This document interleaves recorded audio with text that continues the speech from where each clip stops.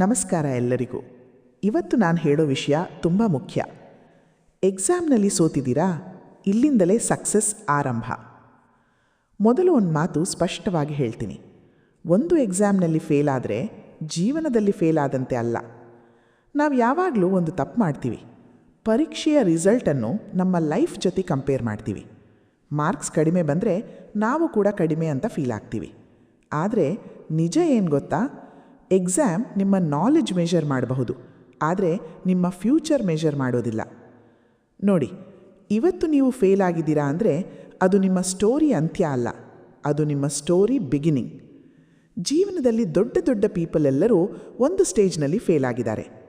Fail ಆಗೋದು ತಪ್ಪಲ್ಲ, ಮತ್ತೆ ಟ್ರೈ ಮಾಡದೆ ಬಿಡೋದೇ ತಪ್ಪು. ನಿಮಗೊಂದು ಪ್ರಶ್ನೆ ಕೇಳ್ತೀನಿ. ನೀವು ಬೈಕ್ ಓಡೋಕ್ಕೆ ಕಲಿತಾಗ ಮೊದಲ ಸಲನೇ ಪರ್ಫೆಕ್ಟ್ ಆಗಿತ್ತಾ? ಇಲ್ಲ ಅಲ್ವಾ? ಅದೇ ರೀತಿ ಲೈಫ್ ಕೂಡ. Practice plus mistakes equal success. ಇವತ್ತು ನೀವು ಸೋತಿದ್ದೀರಾ ಅಂದರೆ ಅದು ನಿಮಗೊಂದು ಲೆಸನ್ ಕೊಡ್ತಿದೆ.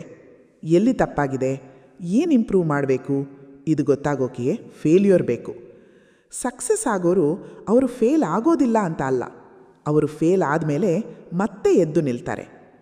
ನಿಮ್ಮ ಮೈಂಡ್ನಲ್ಲಿ ಒಂದು ಮಾತು ಸೆಟ್ ಮಾಡಿ, ನಾನು ಸೋತಿಲ್ಲ, ನಾನು ಇನ್ನೂ ಟ್ರೈ ಮಾಡ್ತಿದ್ದೀನಿ. ಇದನ್ನು ರಿಪೀಟ್ ಮಾಡಿ, ನಿಮ್ಮ ಕಾನ್ಫಿಡೆನ್ಸ್ ಸ್ಲೋಲಿ ಬಿಲ್ಡ್ ಆಗುತ್ತದೆ. ಇನ್ನೊಂದು ಇಂಪಾರ್ಟೆಂಟ್ ವಿಷಯ, ಇತರರು ಏನು ಹೇಳ್ತಾರೆ ಅನ್ನೋದನ್ನು ಇಗ್ನೋರ್ ಮಾಡಿ. ಫೇಲ್ ಆಯ್ತೀಯಾ, ನೀನಾಗೋದಿಲ್ಲ ಅಂತ ಹೇಳೋರಿರ್ತಾರೆ. ಅವರಿಗೆ ಪ್ರೂವ್ ಮಾಡೋಕ್ಕೆ ಹೋಗಬೇಡಿ, ನಿಮ್ಮ ಸಕ್ಸಸ್ನಿಂದ ಪ್ರೂವ್ ಮಾಡಿ.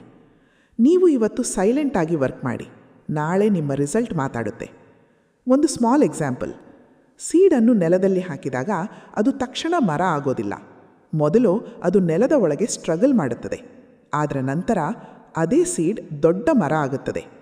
ನೀವು ಕೂಡ ಈಗ ಸ್ಟ್ರಗಲ್ ಸ್ಟೇಜ್ನಲ್ಲಿದ್ದೀರಾ, ಆದರೆ ನಿಮ್ಮ ಟೈಮ್ ಬರುತ್ತೆ.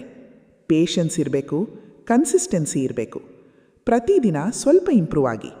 1 hour ಎಕ್ಸ್ಟ್ರಾ ಸ್ಟಡಿ ಮಾಡಿ, ಡಿಸ್ಟ್ರಾಕ್ಷನ್ಸ್ ಕಡಿಮೆ ಮಾಡಿ. ನಿಮ್ಮ ಗೋಲ್ ಕ್ಲಿಯರ್ ಇಡಿ. ನೋಡ್ತೀರಾ, ಚೇಂಜ್ ಆಟೋಮ್ಯಾಟಿಕ್ ಆಗಿ ಬರುತ್ತೆ. ಕೊನೆಯಲ್ಲಿ ಒಂದು ಮಾತು, ಫೇಲ್ಯೂರ್ ಅಂಥದ್ದು ನಿಮ್ಮನ್ನು ನಿಲ್ಲಿಸಕ್ಕೆ ಬಂದಿಲ್ಲ, ನಿಮ್ಮನ್ನು ಸ್ಟ್ರಾಂಗ್ ಮಾಡೋಕ್ಕೆ ಬಂದಿದೆ. ಆದ್ದರಿಂದ ಬೇಸರ ಬೇಡ, ಅಳೋದು ಬೇಡ. ಇಂದಿನಿಂದ ಮತ್ತೆ ಶುರು ಮಾಡಿ. ಇದು ನಿಮ್ಮ ಎಂಡ್ ಅಲ್ಲ, ಇದು ನಿಮ್ಮ ನ್ಯೂ ಬಿಗಿನಿಂಗ್. ಧನ್ಯವಾದಗಳು.